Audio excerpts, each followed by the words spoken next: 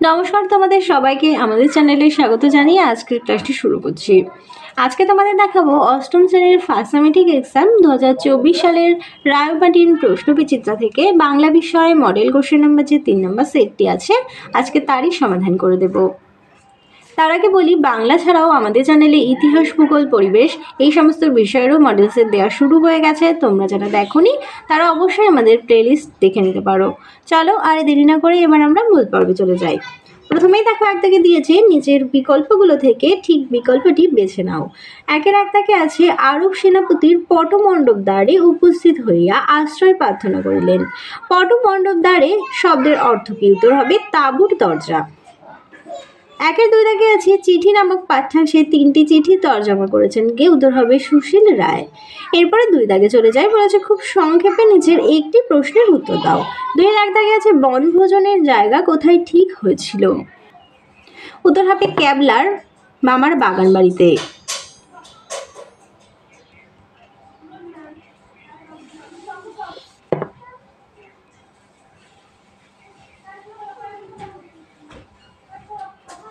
পরের প্রশ্ন দেখো, পথ চলতি রচনায় কোন বাংলা মাসিক পত্রের উল্লেখ আছে? উত্তর হবে প্রবর্তক। এবার চলে যাই 3 দাগে, বলেছে নিচের যে কোনো একটি প্রশ্নের উত্তর দাও, নিজের ভাষায় লেখো। 3-এর এক দাগে আছে আমি নির্বাক হইয়া দাঁড়িয়ে দেখি, আমি কে? তিনি কি দেখেন? উত্তরটি দেখো, প্রশ্নোক্ত উত্তরটির বক্তা হলেন সেকেন্দার শাহ। বর্ষায় ঘন কালো মেঘরাশি গুরুগম্ভীর গর্জন প্রকাণ্ড দৈত্য সৈন্যের মতো আকাশে ছেয়ে আছে, এই চিত্র তিনি দেখেন।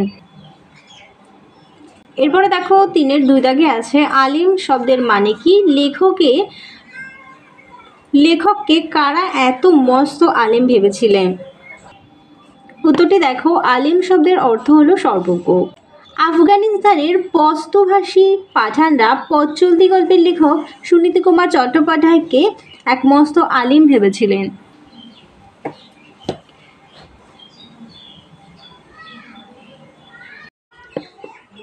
এরপরে চলে যাই 4 দাগে, বলেছে নিচের বিকল্পগুলো থেকে ঠিক বিকল্পটি বেছে নাও। 4-এর এক দাগে বলেছে নদীর কিনারে চুপি চুপি জল খায় কে? উত্তর হবে হরিণ। এরপরে আছে 4-এর 2 দাগে পাঁজর কেঁপে ওঠে। এই প্রশ্নটি আমি তোমাদের জন্য রাখলাম, কমেন্ট বক্সে কমেন্ট করে জানিও। 5 দাগে দেখো, খুব সংক্ষেপে নিজের একটি প্রশ্নের উত্তর দাও। 5-এর এক দাগে আছে সেইটাই সবার চেয়ে শ্রেয়। কোনটি সবার চেয়ে শ্রেয়? রবীন্দ্রনাথ ঠাকুরের রচিত বোঝাপড়া কবিতা থেকে আলোচ্য উদ্ধৃতি সংগৃহীত। রবীন্দ্রনাথ ঠাকুরের রচিত বোঝাপড়া কবিতা থেকে আলোচ্য উদ্ধৃতি গৃহীত। কবি উল্লেখ করেছেন ভেসে থাকতে পারো যদি, সেইটি সবার চেয়ে শ্রেয়। অর্থাৎ অপ্রত্যাশিত আঘাতে বিচলিত না হয়ে, হতাশ না হয়ে জীবনের স্বাভাবিক ছন্দে অস্তিত্ব রক্ষা করাকেই কবি ভেসে থাকা অর্থে প্রকাশ করেছেন। আর সেই কাজটিই কবি সবচেয়ে ভালো এমন দাবি জানিয়েছেন।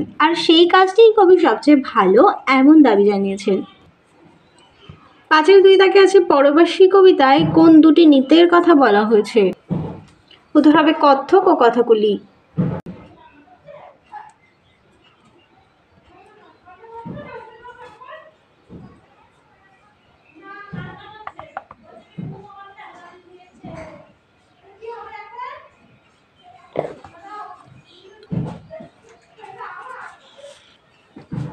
ছয় দাগে চলে যাই।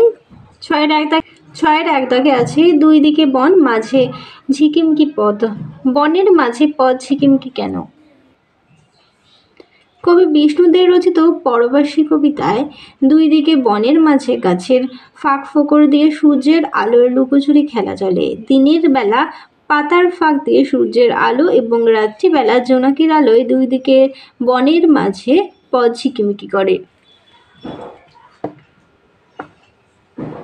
দেখো পরের প্রশ্ন আছে এক পায়ে দাঁড়িয়ে থাকা তো খেলা, এখানে কোন খেলার কথা বলা হয়েছে?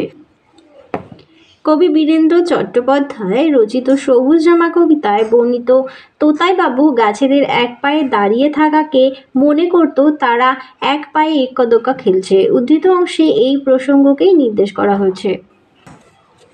7 দাগে চলে যাই। 7-এর এক দাগে বলেছে রামকৃষ্ণ পালিতের মেয়ের নাম কি? উত্তর হবে আশালতা। 2 দাগে দেখো, হাসছো কেন খোকা, এটা কি নাট্যশালা? কার উক্তি? এটি হবে প্রসন্ন গুরুমশাইয়ের।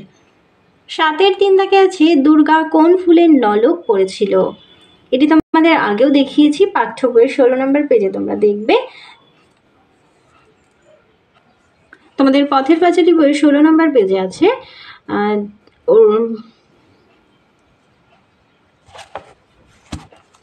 দুর্গা ওর কলমি ফুলের নলক পড়তে ভালোবাসে।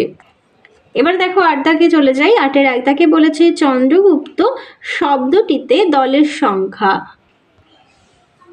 চলো তোমাদের একটু ভেঙেই দেখিয়ে দিই। দেখো 8-এর 1 দাগে আছে চন্দ্রগুপ্ত শব্দটিতে দলের সংখ্যা কত। চলো একটু ভেঙেই দেখি। চন্দ্রগুপ্ত, তাহলে দেখতে পাচ্ছ 4টি দল। এরপরে দেখো 8-এর 2 দাগে দেখো ফলাহার গ্রেটার দেন ফলার, কি ধরনের ধ্বনি পরিবর্তন।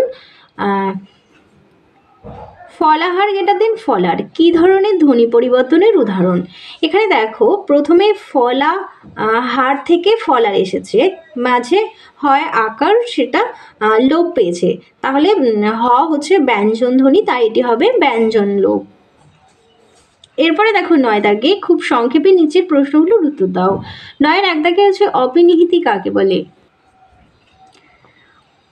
অপি উপসর্গের অর্থ আগে আর নিহিত শব্দের অর্থ নিয়ে আসা। শব্দের মধ্যে উপস্থিত হর্ষি বা হর্ষুষ ধ্বনির নির্দিষ্ট স্থানের আগে উচ্চারিত হওয়ার যে প্রবণতা বা রীতি তাকেই অপিনিহিতি বলে। যেমন দেখো করিয়া গেটা দিন কইরা, রাখিয়া গেটা দিন রাইখা। 9-এর 2 দাগে আছে স্বরভক্তি, এর অপর নাম কি কি। উত্তর হবে মধ্য স্বরাগম,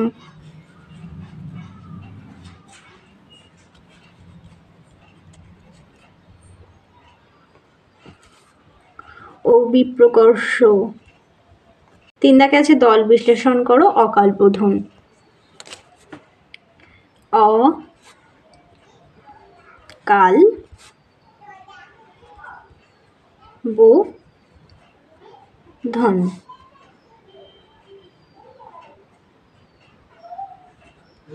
4টি দল।